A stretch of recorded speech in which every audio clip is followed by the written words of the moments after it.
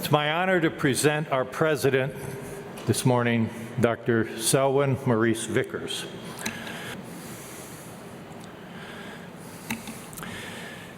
Probably all of you know him as the Dean of the University of Alabama School of Medicine.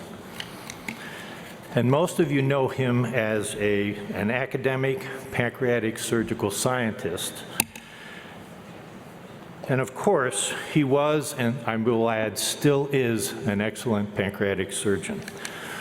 But many of you probably don't know that he's the grandson of a Baptist preacher, the nephew of a physician, the son of two parents, both of whom were educators, his father being a college professor and also a dean, and his mother being a school teacher. Selwyn is the father of 4 successful children and husband of a remarkable lady, Janice, with whom he and she have had a huge influence in the city of Birmingham. Much of my introduction will focus on this part of his life's work. Sure, Selwyn is a triple threat, but he's also a quadruple threat based on what he has done as dean at UAB for the community and our House of Surgery, and his role in the local, state, and national community of Alabama. Though born in the small town Demopolis, he was raised in Huntsville, where his grandparents and parents had a huge influence on his faith, which remains a pillar of his approach to both life and career. And I might add the importance to our American Surgical Association, as you see with this meeting.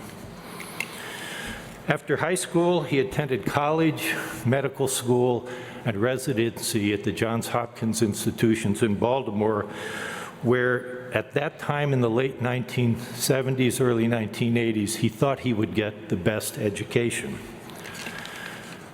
But you need to remember that Selwyn doesn't bleed red, he bleeds crimson. And now in 2002, Selwyn, I bet you might have changed your career pathway based at UAB. After he finished his residency, he returned back with the Crimson Tide to Alabama. But first, I want to talk about Selwyn and Janice. Though they went to the same high school, they didn't date. Selwyn was a linebacker on the football team. Janice went on to get a degree in dance and ballet. Linebacker, dance and ballet, I think you get the picture.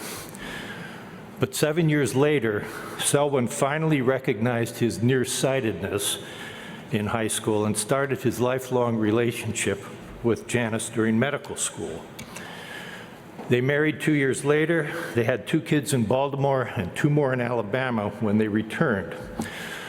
But now I want to talk about the kids, who are all here, by the way.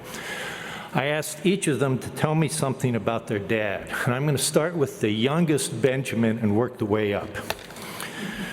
After college, Ben developed a startup company in cryptology. Now, undoubtedly, you all know about this space of techno-cryptology, the cryptology world dealing with cryptocurrency, bitcoins, the blockchain, Ethereum, NFTs, smart contracts, Web3, you know, all that routine stuff. As if I understood a word of what I just said, Ben. Ben said his dad likes to put himself in uncomfortable positions as a challenge. No surprise as a surgeon, and certainly no surprise as a dean. And that his dad treats everyone with the same respect, no matter their position. And I think anyone that knows him knows that to be true. Next is Lydia, who lives in Nashville, where she writes, produces, and makes music. She said her dad loves to give advice, whether we ask for it or not. Sounds familiar. But also, and importantly, he is great at handling emotions. An interesting concept, isn't it, for a dean? Next is Adrian, who is now an intern at Cook County Hospital here in Chicago. Not the most luxurious internship. Why Cook County? Well, she tells me she wanted to be somewhere that she would have a real contribution to make And that's no surprise, being the daughter of Janice and Selwyn. She said her dad always has time and will always answer his phone when she calls. That's a dad's true virtue. The oldest is Adrian, an attorney in Houston. She described her dad as one who loves to debate, probably influencing her career and probably Selwyn's as well, and who gave her the following advice: life is crowded at the bottom, but there's always room at the top. So let's talk about Selwyn's career now. After he finished his residency at Hopkins, the Crimson Tide drew him back to Alabama, where he rapidly rose to the division chair as a clinical pancreatic surgeon, but also, as you see in this slide, as an NIH-funded surgical scientist in pancreatic oncology, as you've heard with several of these talks this morning. But there was another important side of Selwyn. During these years, he foresaw other needs of the local community and our House of Surgery, and developed a long-lasting collaboration with Dr. Mona Fouad in diversity, equity, and inclusion. This passion represents his fourth threat, which complements his normal underlying triple threat. In 2006, he assumed the chair position at the University of Minnesota, where he continued his funded laboratory and ran the department. While in Minnesota, he helped increase the departmental NIH funding, as you see, and further increased the academic footprint of that great institution. But he also honed his administrative strengths and developed a lasting association to this day with Tony Leith in strategic planning, who he brought back with him eventually to Alabama. Also, as you'll see just in a few slides, he continued his interaction with Dr. Fouad at UAB in diversity while he was still in Minnesota. In 2014, he returned home to Alabama as the dean of the medical school, where he introduced a truly transformative approach to the institution, the medical practice, the medical school, and also to the city of Birmingham and the state of Alabama. Among other interests as a dean, Selwyn had three goals. The first was to align the academic and non-academic clinical forces to transform UAB into the preferred academic medical health center. He established the Dean's Academic Enrichment Fund from the clinical practice.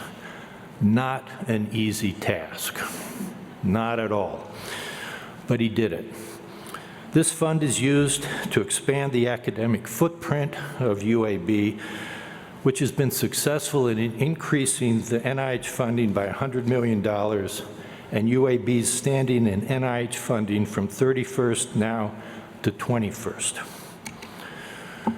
His second goal, which will be no surprise, was to address diversity, equity, and inclusion, an interest that began in 2002 while he was a clinical division chair at UAB.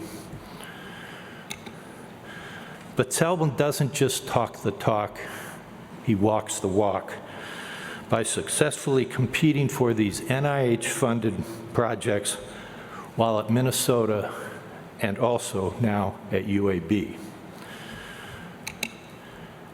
His recent NIH grant in 2021 is a new type of FIRST award, one of only 5 centers chosen, funded and designed to recruit minority physician scientists.